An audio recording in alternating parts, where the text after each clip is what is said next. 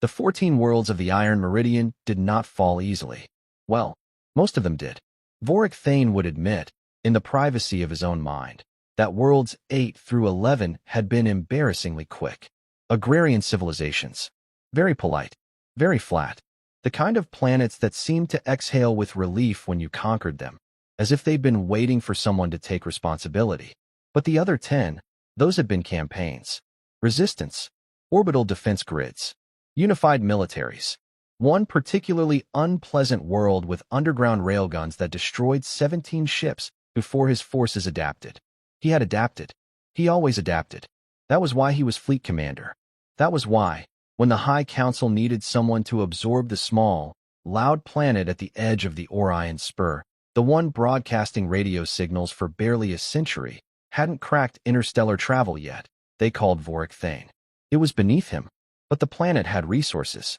Rare isotopes, vast oceans, a biosphere so dense with life it registered on sensors like static.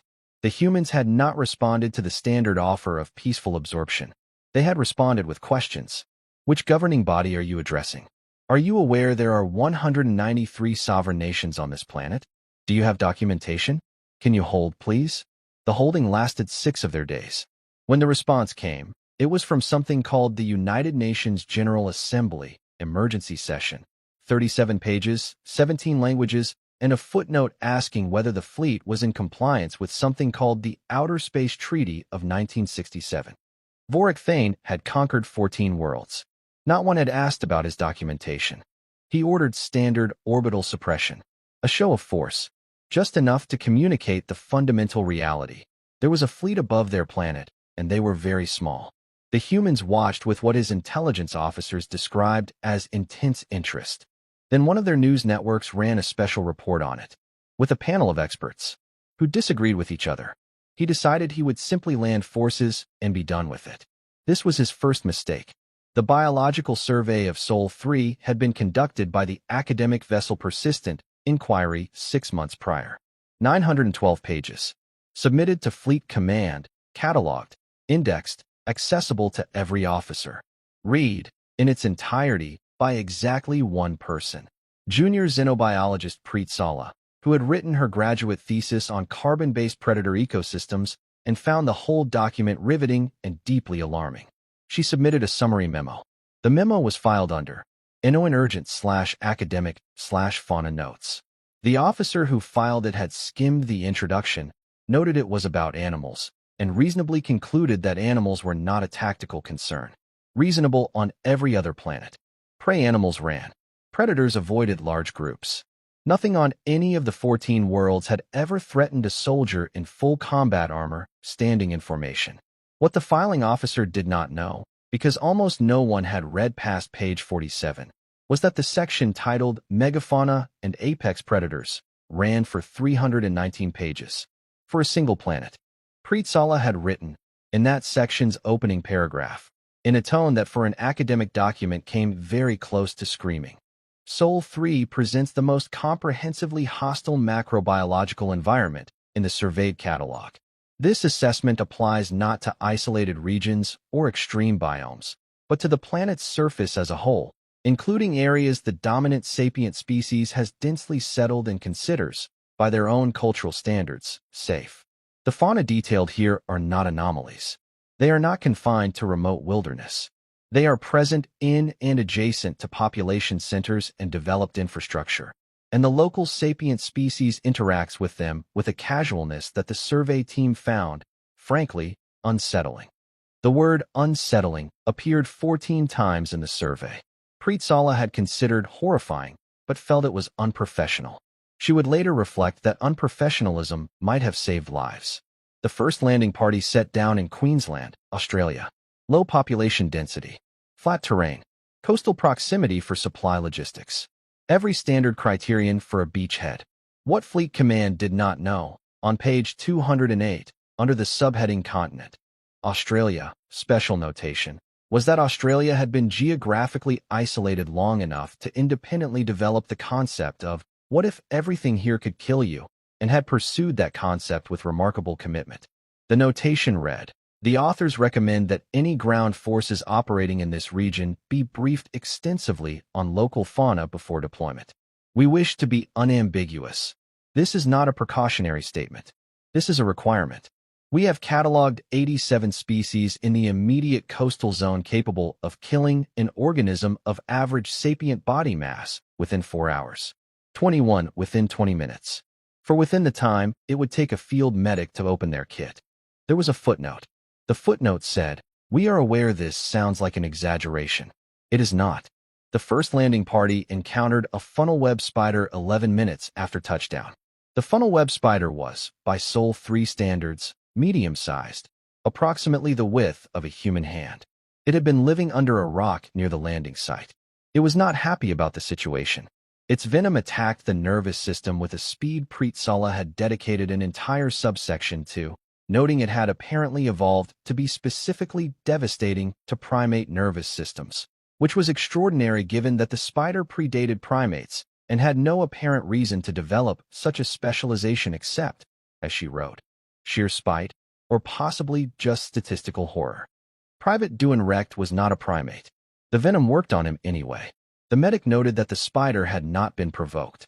It had simply emerged from under the rock, assessed the situation, and acted with the decisive confidence of something that had been winning arguments for 35 million years. The landing party withdrew to a defensive perimeter. The spider disappeared. This was somehow worse. Lieutenant Commander Brexahol sent her initial report to Fleet Command using the phrase local fauna complications, which was doing considerable work as a phrase. She did not yet know about the box jellyfish in the water to her north. She did not yet know about the saltwater crocodiles to her east, animals that had not changed in 200 million years because they had identified an approach to existence that worked and saw no reason to revise it.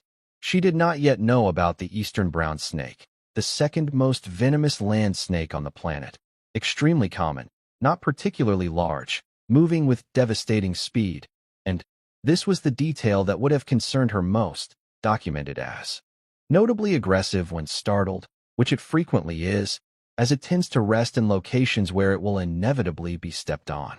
She didn't know any of this. She was focused on establishing a perimeter against what she assumed was a local military response. No military response came. What came instead, 40 minutes later, was a cassowary. Preet Sala had written 4 pages about cassowaries. She had felt 4 pages was not enough, but she was over her word count. She had focused on the most salient facts. 1. A large flightless bird, approximately 2 meters tall, present on Earth in roughly its current form for a very long time, which had clearly concluded that flight was unnecessary when you were already the most dangerous thing in your immediate environment. 2. It had a large rigid casque on its head whose purpose human scientists hadn't fully established, but which Preet Sala suspected was simply load-bearing intimidation. 3. The feet. She spent a full paragraph on the feet.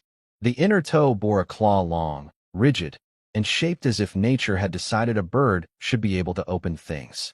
The things nature had in mind were not cans. 4. The cassowary did not negotiate. She had phrased this more academically. Exhibits minimal threat response de-escalation behavior. But what she meant was that the cassowary skipped the stages of warning, posturing, and reluctant aggression that other large animals went through. It moved directly to the phase others reserved as a last resort.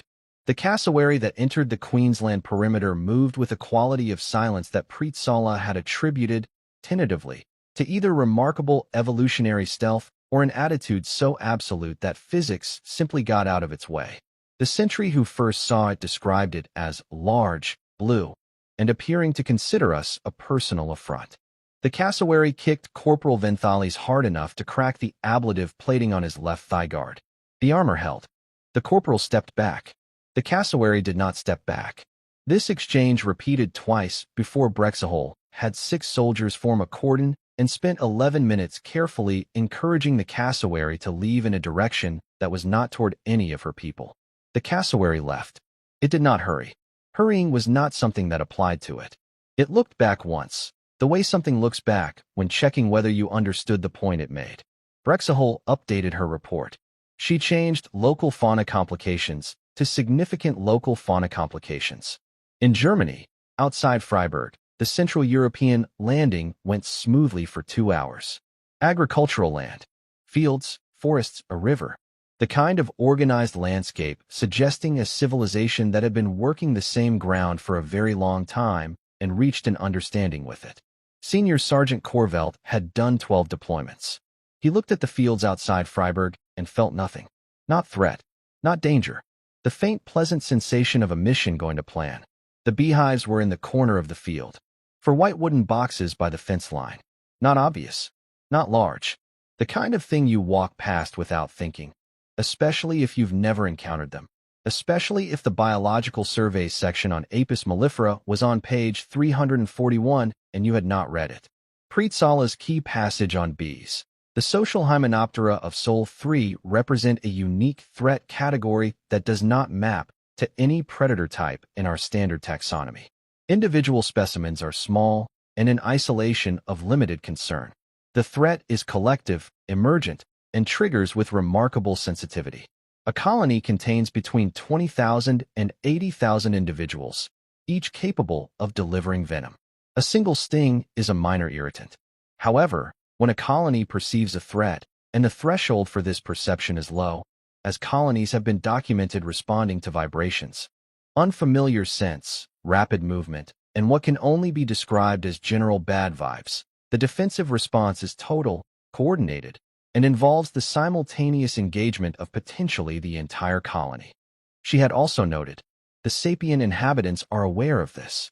Their response has been to continue keeping bees in large numbers while developing protective equipment and an entire agricultural subculture organized around negotiating with an insect that will, if displeased, send 40,000 individuals to express that displeasure at once. We find this very on-brand for this species. Very on-brand was the least professional phrase in the entire 912-page survey. It was also, Prietzala felt, the most accurate. Corvelt's unit disturbed the hives at the 14th minute. Exact mechanism never established. Possibly vibration from the landing craft. Possibly a soldier walking too close. Colonies were sensitive. The incident report described what followed as sudden, overwhelming biological contact event. 43 soldiers. One colony, approximately 60,000 individuals. The armor handled it. Mostly. The visors held. The joints sealed. This was not a serious injury event, but it was a serious morale event.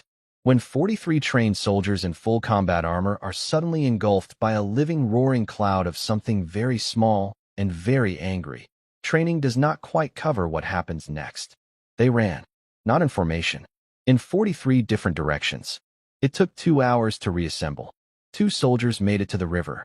One ended up in a farmhouse. The elderly farmer who lived there, a woman named Margaret, offered them tea while they waited for the bees to calm down. They accepted, because at that point they would accept anything. The incident report was marked, classified, /morale sensitive.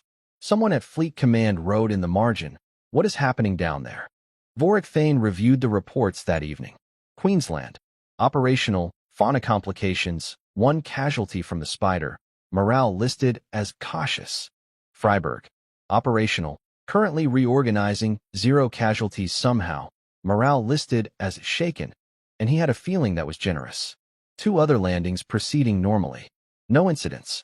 2 out of 4 landings had encountered what the reports called biological contact events within their first hours. In both cases, the biological contact events had involved creatures that were not, by any military taxonomy, dangerous. A spider. Bees. He had an instinct, 14 worlds of instinct, that he was being introduced to something. The way you might be introduced to a person. And that the introduction was not going well. And that the person had many more relatives he hadn't met yet. He called his chief science officer, Zelpras, and asked if there was a full biological survey. There was, she said. 900 pages. She hadn't read it herself. Read it, he said. Tonight. She came to him the next morning. She set her tablet on his desk. She sat down without being invited to, which she had never done before, and looked at him with an expression he couldn't immediately categorize. I've read it, she said. And, a pause. Where did we land exactly? Queensland. Freiburg. 2 sites in North America. 1 in East Asia. She nodded slowly. So, not the ocean. No. What? There's a jellyfish, she said. I need to tell you about the jellyfish. She talked for 3 hours.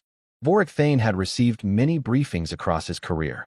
Intelligence briefings, strategic assessments, post-battle analyses, briefings that lasted 4 hours and changed nothing, briefings that lasted 4 minutes and changed everything. This was a different kind. This was Zelpras, who had survived 14 conquests with him and maintained across all those years a professional composure he relied on. This was her, talking about a planet, becoming progressively, almost imperceptibly less composed, like a very precise instrument being turned past its rated capacity. She told him about the box jellyfish, 50 centimeters long, transparent, nearly invisible in water. Its tentacles contained venom that attacked the cardiovascular system with a speed she described as almost impolite. It lived in the shallow coastal waters around the continent where he had landed troops. The humans had warning signs about it on their beaches. On their beaches, where they swam. They swam there anyway, she said. In the summer. With their children. Vorik Thane stared at her. They know about the jellyfish, he said. They have a specific season for it. They close some beaches. Other beaches they just advise caution. Advise caution. About the jellyfish that can kill you in 2 minutes. She moved on. The hippopotamus. Large, semi-aquatic, responsible for more human deaths on the African continent than any other large animal. Extremely territorial. Capable of running faster than his soldiers in full kit. A jaw that opened nearly a meter and exerted force that the survey's instruments had struggled to measure. Not because the instruments weren't sensitive enough, but because the animal had, at one point during the survey, bitten the measuring device.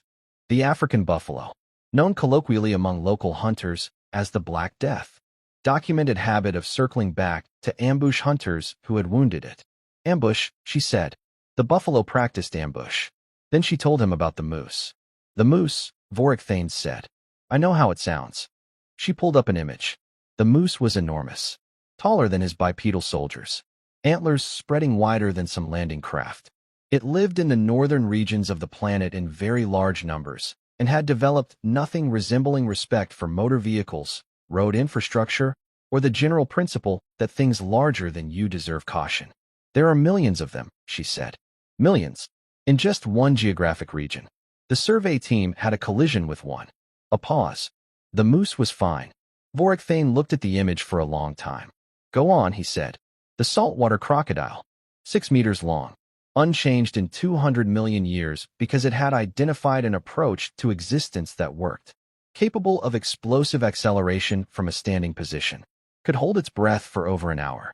The Queensland indigenous human population had a complex and respectful relationship with it, which Preet Sala had documented with what Zelpras could only describe as barely contained awe.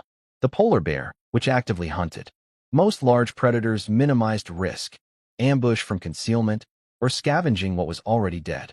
The polar bear, in an environment of endless white where camouflage was entirely possible, chose instead to stalk.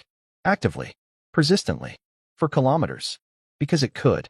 Because it had decided that was how it was going to approach the situation. The cone snail. The size of his fist. Beautiful. Its venom had no antidote. Found on beaches that humans used recreationally. Zelpras paused on this one. They pick them up sometimes, she said. The humans pick them up. The shells are very pretty. They don't always know what they are. And when they find out, sometimes they find out quickly and put them down. And otherwise? She didn't answer that. She moved on. She moved on to the honey badger, and something in her voice when she got there made Vorik Thane think this was the one that had gotten to her personally. At 3 in the morning, alone with the survey, the ship quiet, the full weight of the planet settling in. It's small, she said. Body mass comparable to our soldiers' sidearms. It lives in harsh, resource-poor environments that would kill most organisms. It eats things that would kill most organisms. It eats cobras. The survey notes this specifically, as a matter of dietary preference. Preference, Vorik Thane said. It appears to enjoy them. The survey team observed one kill and consume a cobra, get bitten, go into brief convulsions, recover, and then continue eating the cobra. She looked at her notes. The entry ends there. I think the survey team needed a moment. He stared at the ceiling. How, he said slowly, have the humans survived on this planet? and Zelpras, who had been professional and composed and careful for 3 hours, said the thing she had clearly been sitting on since she started reading. They evolved here, she said. They grew up with all of this. And it made them. She let that sit. Commander, the humans are not afraid of this planet. They find it interesting. They have nature documentaries. About the crocodiles. Entertainment programming. They watch the dangerous animals for fun. There is a reality television format where they go and find the dangerous things on purpose. They are called wildlife presenters. It is considered a prestigious career. The survey team watched 37 hours of this programming during the approach and found it, I am quoting, deeply instructive and also quite hard to stop watching. Vorik Thane was quiet for a long time. What does it mean for us, he said finally, that the dominant species of this planet grew up alongside all of this? She nodded, like she'd been waiting for him to get there. It means we invaded a planet whose sapiens consider the crocodile a neighbor, the box jellyfish a hazard to plan around, the honey badger a fellow survivor. She folded her hands. It means that when we showed up, Commander, they didn't see a fleet. They saw another thing to deal with. The silence in the room was considerable. We should perhaps, Vorik Thane said carefully, revisit our threat assessment. The Ontario landing had been going well. Captain Sretvan had established a forward position in a forested area north of a human city. The forest was dense, the trees enormous, quiet in a way he found, unexpectedly, moving, and aside from an alarming encounter with something called a porcupine, which was not in the critical threat tier, but nobody had warned him and the quills had taken 40 minutes to remove from Private Sheldor's forearm, the operation had proceeded without significant incident. The unit was moving along a maintenance corridor through the forest when the moose stepped out of the trees. A bull moose. Full-grown. Late autumn, which the survey noted, on page 367, was the rut, a period during which bull moose experienced hormonal surges that made them, in the survey's careful phrasing, significantly less conflict-averse than at other times of year. The moose was not significantly less conflict-averse. The moose was not conflict-averse at all. The moose, Sretvan would later write, appeared to be conflict-seeking. It stood in the path, nearly 2 meters at the shoulder, antlers spreading 2.5 meters. It looked at the unit with small, dark, immovable eyes and made a sound that the audio log processed as vocalization, threat, ungulate class, and that Sretvan would later describe simply as a sound like a decision being made. The unit stopped. The moose did not move. Sretvan, who had survived 14 conquests, who had advanced on fortified positions under artillery fire, who had once personally led a boarding action against a vessel 2 classes larger than his, did the thing any sensible commanding officer would do. He evaluated his options. Go around. The forest was dense, terrain uneven, 40 minutes minimum, unit cohesion lost. Hold position and wait. Uncertain timeline. Unacceptable for operational schedule. Advance. He thought about option 3 for a long time. He thought about the honey badger recovering from cobra venom and continuing to eat the cobra. He thought about the cassowary looking back. He thought about the way Zelpras had said, they evolved here, and what her face had done when she said it. He chose option 1. It took 53 minutes. The terrain was worse than estimated. 2 soldiers slipped in a creek. 1 lost a boot. They doubled back twice. When they rejoined the path further north, one of his soldiers looked back through the tree line toward where they'd changed course. The moose was still there, standing, watching. Commander, the soldier said. I know, Sretvan said. It's still. I know. He filed the report. He listed the detour as tactical route modification due to terrain reassessment. He did not mention the moose by name. He did not have to. By then, every unit on the surface had started using the word the way you use a word when you mean something larger than the word itself. The moose, they said, when they meant, the planet has opinions about us. The moose, they said, when they meant, I think we may have made a mistake. On the 6th day, the humans sent a representative. This had been anticipated. Standard procedure. Every civilization, when faced with an occupying force, eventually sent someone to talk. Sometimes early, to negotiate terms. Sometimes late, after initial resistance proved untenable. They always came. The humans sent a woman named Dr. Amara Osebansu. Her credentials listed her as a xenolinguist, a diplomatic attaché, and Vorik Thane's translator paused on this one. a wildlife biologist specializing in behavioral ecology. He had never, in 14 conquests, received a diplomat who was also a wildlife biologist. He granted her an audience aboard the command ship. She arrived alone, which was either very brave or indicated a quality of confidence he wasn't sure he had a word for yet. She was a small person by human standards, which meant she came up approximately to his collarbone, and she looked around his command deck with the calm, unhurried attention of someone taking inventory. Not fear. Not all. Inventory. Fleet Commander, she said, through the translator. Her voice was even. Thank you for agreeing to meet. You're welcome, he said, because 14 conquests had taught him that courtesy in these early conversations cost nothing and occasionally paid considerably. I understand you represent your planet's governing coalition. I represent an emergency coalition, yes. 112 nations have authorized this conversation. The others are still arguing about the authorization process. She paused. That's actually fast for us. He believed her. I'll be direct, she said. We know we can't match your fleet in orbit. Our military assessment is that a conventional defense is not viable in the short term. She said this with the matter-of-fact quality of someone describing weather. So I'm not here to threaten you or to negotiate a surrender. I'm here to give you information. What information? She looked at him steadily. I'm here to tell you about the planet. He felt something shift in the room. Zelpras, standing to his left, went very still. We're aware of the planet, Vorik Thane said carefully. With respect, Commander, your landing reports suggest otherwise. She reached into her bag and produced a physical document, printed, bound, and set it on the table between them. This is a summary. About 200 pages. Practical. Organized by region. I've included photographs. She paused. I wrote it last night. I've been preparing something like it for a while, in case we ever needed it. He looked at the document. In case you ever needed it. We've had the concept of first contact in our culture for a long time, she said. We've thought about it quite a bit. Written stories about it. Made films. The overwhelming consensus in our fiction, historically, was that the alien visitors would be the dangerous ones. A small pause. We may have been looking at that from the wrong angle. Vorik Thane picked up the document.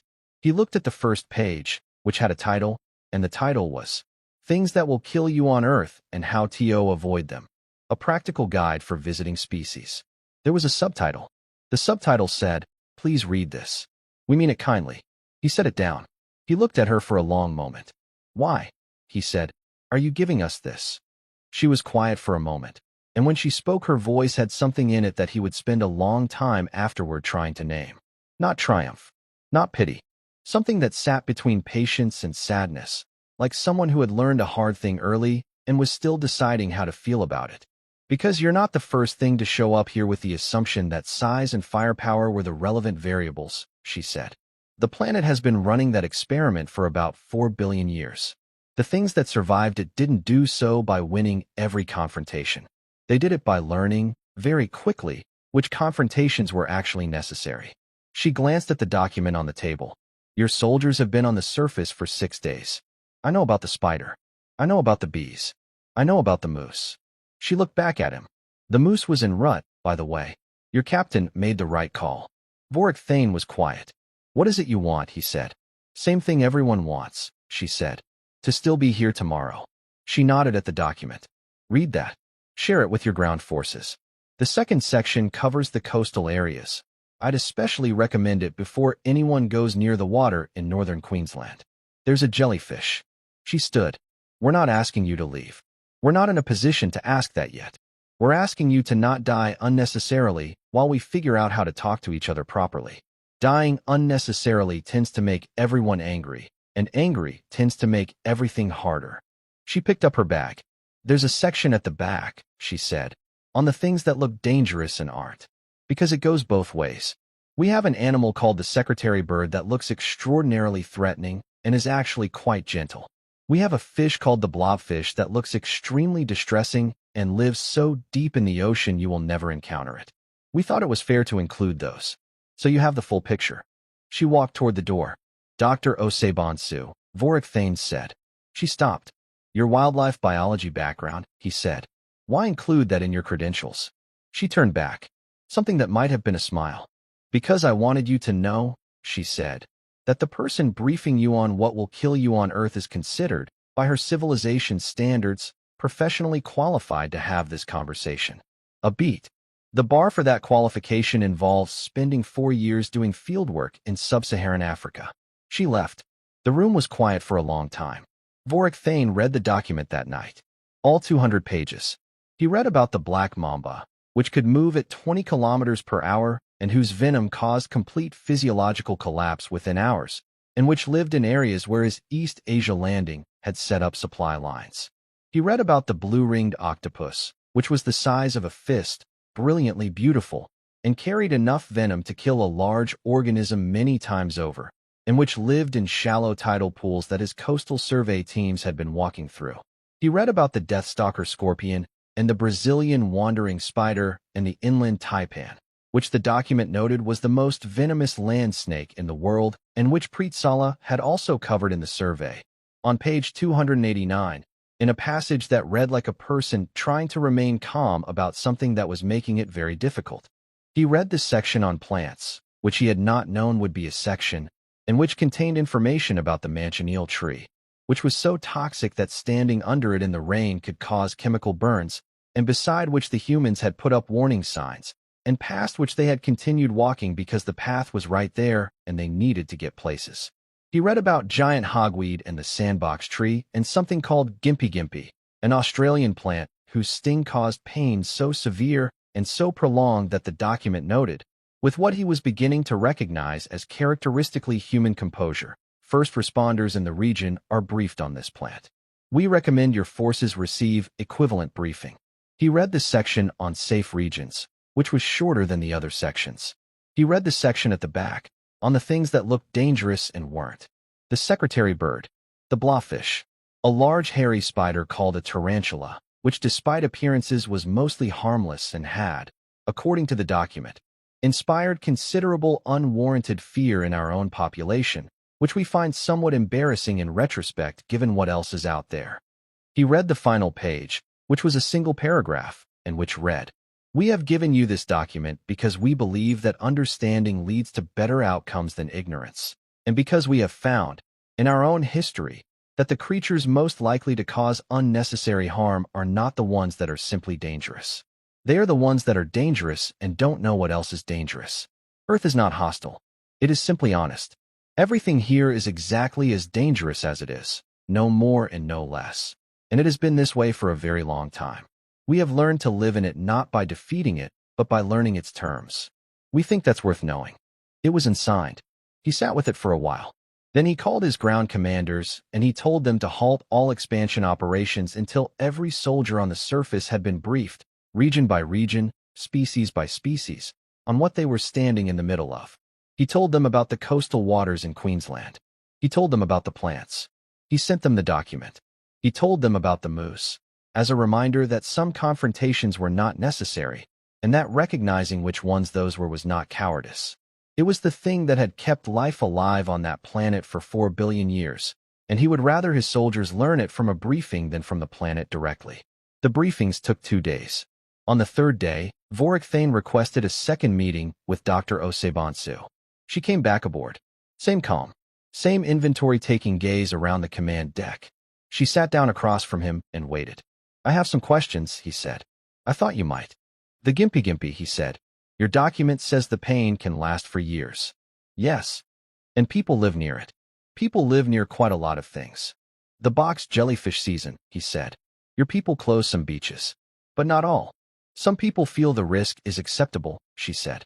"We have a strong cultural tradition of evaluating risks and deciding they're acceptable." "The inland taipan," he said. "The most venomous land snake on your planet. It lives in remote areas, your document says. Mostly. But your survey teams have encountered it in other areas." "Yes.